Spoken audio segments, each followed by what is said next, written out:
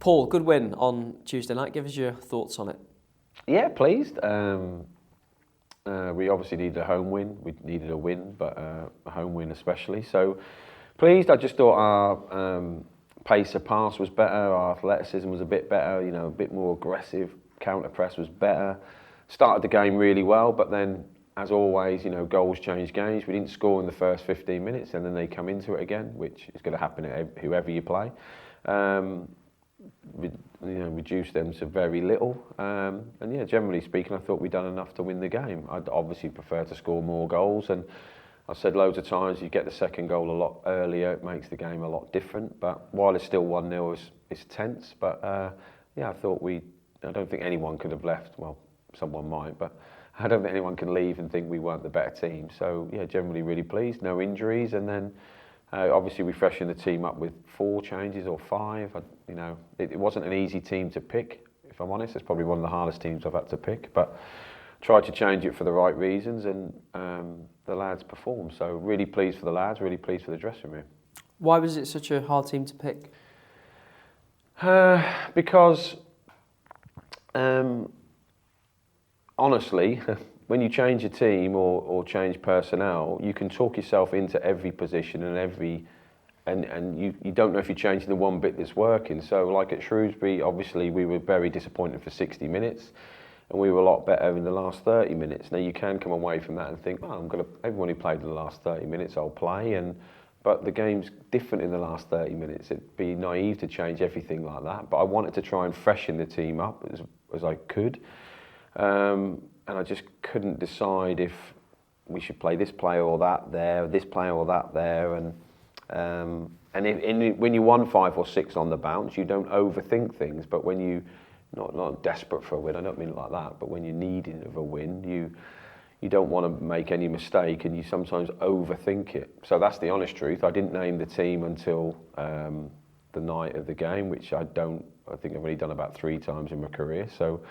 Because I kept, with the staff, we kept having different views, and we just couldn't really nail it down as quickly as normal is probably the best way to put it.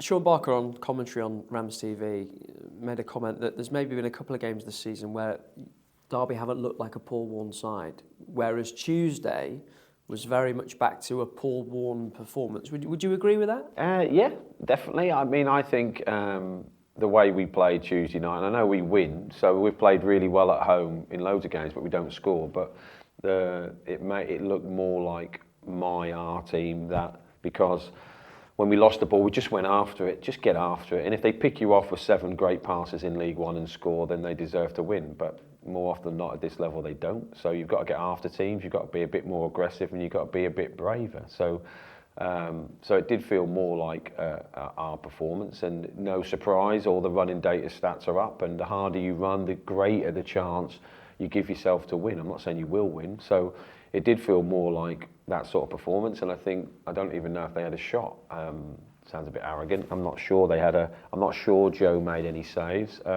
So generally speaking, yeah, as you go, if you ever become a football manager, if they don't have a shot and you have quite a lot, you're quite pleased. So yeah, so I was pleased for that, yeah. Maybe I'll have a career change at some point. Yeah, you can do. We can always swap. I would love to swap. I think you'd be better at this than I would be. I'd be hilarious. Did the first goal sum up what you want from your side in terms of the speed of the attack and the detail and the movement?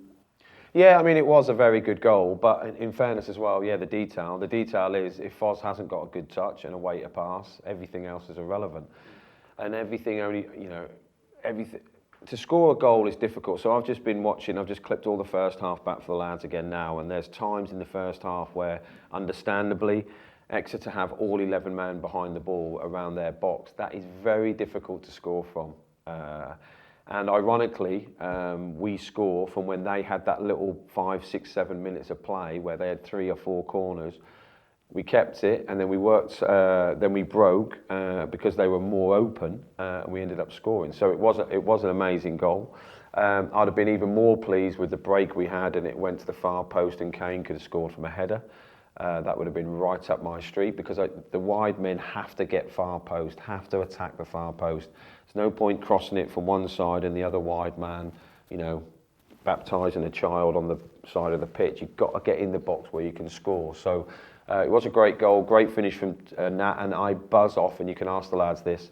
I normally say to him in training, if you score a toe punt, it's worth 2. So I was beyond joyful when I asked him after, when he got back to the halfway line, was it a toe punt? And he said, yeah. I was like, wow, that is like dream stuff, that. I love a toe punt goal. I think it's just from a childhood, really. But I think it's hard for keepers to react. It just goes like a bullet. So, and then Birdie's instrumental part in the goal. It's just an effort to try and get in behind, and we're trying to work on the H, trying to get down the sides of the centre arse and that. So, yeah, really pleased. Back on the road on Saturday, what challenge you're expecting at Stevenage? A tough one, obviously. I don't know if you know, but I worked with their management team for a long period of time, yeah. So I've worked with Steve and Rains a lot, had unbelievable success. You know, they had, I mean, I played a very, very minuscule part, but they had back-to-back success at Rothers, 2 promotions, stayed in the champ, done really well. So I know them really well, but they know me really well. They know my character. I've managed against them loads of times since. One of my good friends, Alex Ravel, used to be a centre forward, used to be the manager at Stevenage. He's on the coaching staff as well, so I know how well they'll be at attacking set pieces and stuff. I know how hard they work for their management team. I know how they don't give you a minute's rest. They're always coming after you, and they've done really well. I think at the start of the season, you know, if you'd have told anyone who doesn't really follow it, like Stevenage would be in the top 6, they might be surprised. I'm not surprised. If you'd have asked me, I'd have told you they'd definitely be up in there and bounce, because everything that Steve and Rains have touched has normally took a team into the top 6 and been in a promotion chase. So I know how hard the game's going to be. I also know how much they'll enjoy playing against me in the weird sort of way, but they'll want to beat us and they'll want to beat Derby. So I know it's going to be a really tough game. And every away game is tough. But I think this will be a real extreme test. What did you learn from Steve, your time working together?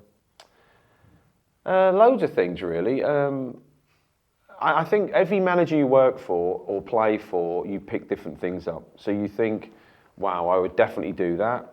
I wouldn't do that. Oh, wow, that was different. There's certain things that he's very good at, and he's very good at deciding the players who he wants, and the players know exactly what they want from him. I think that's good. There's no grey area, and the players that do well for him feel like respected by him. So that's really good. Rains does a lot of coaching, works really hard. He's sort of the unsung hero, really, I suppose.